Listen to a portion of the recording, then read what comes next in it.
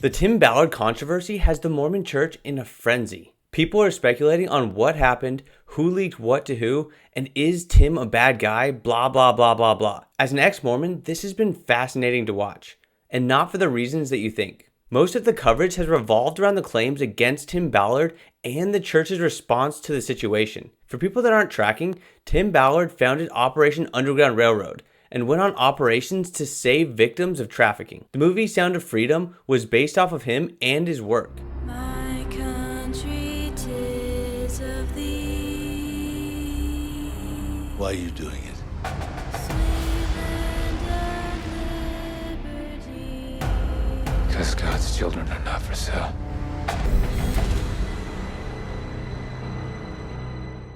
He's a member of the Mormon Church, and he was highly revered. Then suddenly the church put out a statement via an email to Vice News that the church did not support Tim Ballard because of his morally unacceptable behavior. And they said that they never supported Operation Underground Railroad. When this dropped, people were confused and pissed. Many people, especially those on the right, loved Tim Ballard.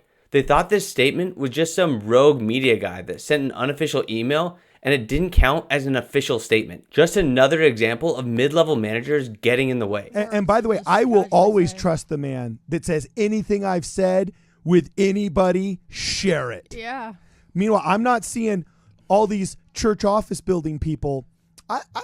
These cowards wouldn't even put their name on the statement initially. Dude, They gave it to Vice and didn't even leave a name. That Fox does 13 have to say... tick me off. I mean, that is the most cowardice thing ever. You're going to publicly condemn a man who's dedicated his life to the church and then not even leave a name as to who's doing it. We have to find out hours later on one article when they say, I guess it was sent by this church. I mean, I don't know Doug Anderson, but if the narrative that seems to be true about how this went to be happened, then Doug has been a total coward in this situation, 100%. But as time went on, it became more clear that this was likely approved by the church, at least at some level. It's hard for me to imagine that Doug Anderson is doing this rogue. Yeah. I just, Hal Boyd has said, look, I asked them for a statement. They gave me the same statement, right? Fox 13 asked for a statement. They gave him the same statement. Right. So it's not just like he's just offering in some kind of conspiracy with Vice. That's not that. So do you think the statement represents? Secondly, do you think this guy's 15-year veteran? Yeah. It's hard for me to imagine that he's all of a sudden going to go this off ramp and just go rogue on everybody. So These do things you are always think done with committees? Do you They're think going to go through all those words and say, yeah, betrayal is the right one we want in there. What's the other one about his behavior? Morally reprehensible.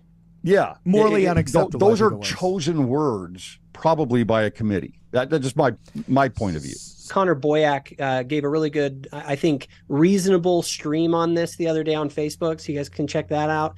But he said, in his understanding of how the church's PR department works, is that there's an apostle or two that is over sort of media relations, and they would have had to have been the ones to give the green light. So you might have one apostle or two that saw this statement and said, yeah, go ahead and send it. To add to the chaotic mix, Tim had just announced his run for Mitt Romney's seat in Congress. By the way, if anybody wants to share this with any news outlet, do it. Share it. Something evil is going on. I don't know who's behind it yet. Pause. Yeah. That's powerful. He just said something evil is going on. I don't know who's behind it yet. So those are the rough details of the drama. It's a constantly changing situation with lots of moving pieces. Now, I don't know if Tim is guilty or not. I don't know if this is some big political character assassination or not. I don't know if the church is going to excommunicate him or not. But time will likely answer all of these questions. But the biggest takeaway for me is that this is another example of pure, unbridled, extreme activism towards the church. I speak of our enemy's effort to transform disciples of Jesus Christ into activists towards or against the Lord's church, the Church of Jesus Christ of Latter-day Saints and its leaders. It is a three-step maneuver that is genius in its simplicity and effectiveness. First, focus the rising generation and the valiant generally away from the doctrine of Christ and on to real or imagined unfairness or injustice in the Lord's church and the imperfections of its leaders. Second, use this shift in focus to stir up feelings of disillusionment, annoyance, resentment, anger, and hatred toward church policies, declarations, proclamations, principles, doctrines, and eventually leaders. Third, manipulate these negative impulses to instigate the use of worldly or secular activism or advocacy.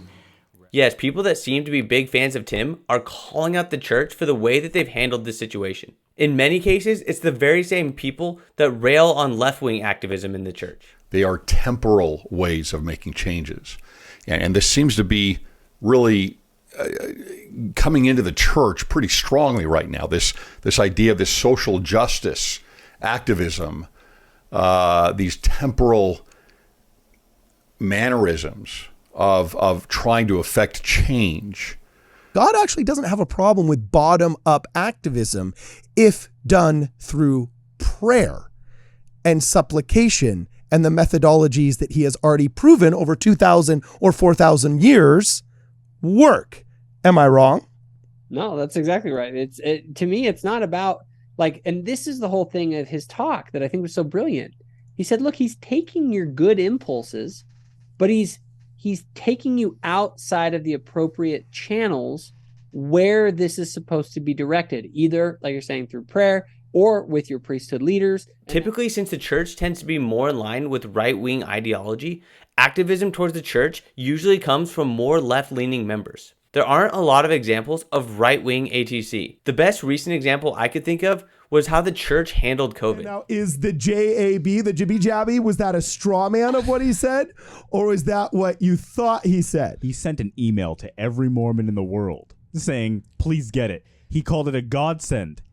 He said I think he said modern medicine was. I didn't like that either. I promise you, he called the vaccine specifically. But that also was not a revelation. That was a press release. This is what I'm That's saying. what he claimed it was a revelation. And I had a truth here. I had a problem. Now look, I'm taking two steps towards you here. All right. I had a problem with the fact that whatever PR representative wanted to get that information out into the world did it on a letterhead that looked very similar to what happens when we get prophetic revelations. And they said, oh, well, the church membership should have known that it wasn't a church revelation because it didn't go through the channels of the priesthood. You just created a bureaucrat character that you just made up a whipping boy instead of, I'm just saying, they made it clear they wanted us to get the jab, okay? It was signed by the first presidency. Yeah, they had a signed press release. They wanted us to get that Bill Gates Gatorade. Like, that's what they wanted, okay? But this time, it's more right-wing members that are irritated here. They think that the church, at best, handled the situation wrong and shouldn't have de facto publicly excommunicated him. And at worst, they threw him under the bus because of a political motive. I'm sure he gave the ultimate stamp of approval in some form or another, but I think it's possible that they were the ones advising him to take such a strong approach. And one of the supporting evidences for that is if you go and you look at the guy who sent the email, Doug Anderson, you go and you look at his LinkedIn profile, he only follows a handful of people on there. One of them is Bill Gates, and one of them is Justin Trudeau. There's not really a viable world where, at least politically, this guy is very anti-Tim Ballard, this Doug Anderson guy. You know, he can love him as a child of God, but politically, I think he sees him as dangerous. And it's important to note that no matter how the details of the allegations play out, the church still messed up to these activists who believe that it should have been handled through the church's disciplinary system. You're vicious, If man. Tim Ballard is excommunicated and we find out the church statement was correct and everything was done properly by the church, what will you have learned from this? Okay, that's actually a very good question. That's a very good question. I'll offer my answer first.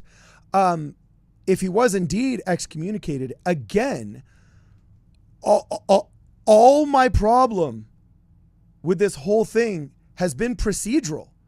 So even if it was true, even if it was real, even if he is the monster that they're claimed to be, I don't believe in de facto public excommunication via tabloid. It's so hard for people to fathom. Like, well, if it finds out that Tim Ballard actually is indeed guilty, will you change your mind? My mind has never been concerned about his guilt or innocence. It's been concerned about the procedural nature of a de facto public excommunication. It's literally that simple, guys. But this Tim Ballard situation highlights what most of us knew all along. Activism towards the church is bad only when I disagree with it. When it's something I care about, then it's fine. So let's check out a few examples of this hypocrisy. They are temporal ways of making changes. And this seems to be really coming into the church pretty strongly right now. This idea of this social justice activism. Again, put this out as from a member, and the headline for the Trib and Vice and everything else that, Tim Ballard's morally unacceptable behavior, and your imagination is going to run wild. It seems to be that they're talking about specifically using Elder Ballard's name here.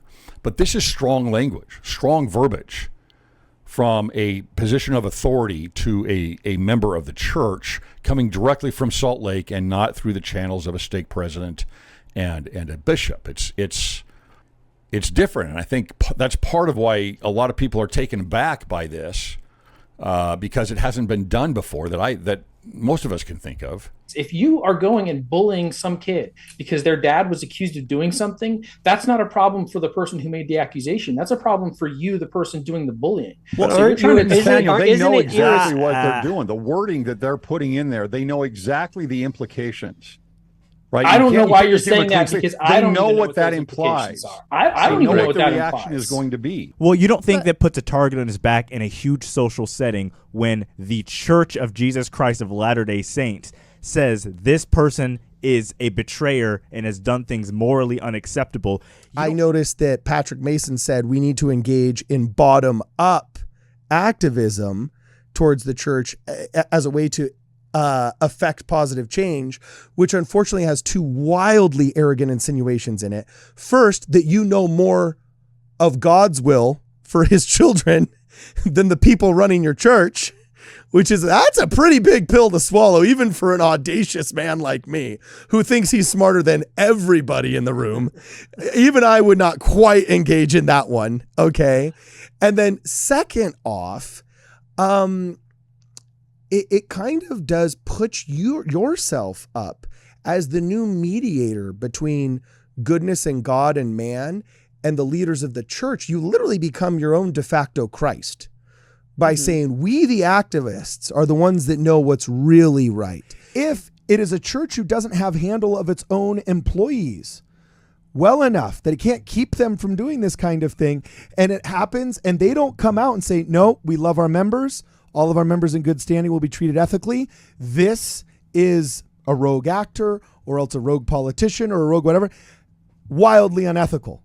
So even if it was true, even if it was real, even if he is the monster that they're claimed to be, I don't believe in de facto public excommunication via tabloid. And apparently Elder Ballard would forget that his name was Tim and not Tom, and that his wife's name wasn't Kathy, was actually Catherine, and couldn't remember even at the beginning of at the end of the conversation something that was happening in the beginning.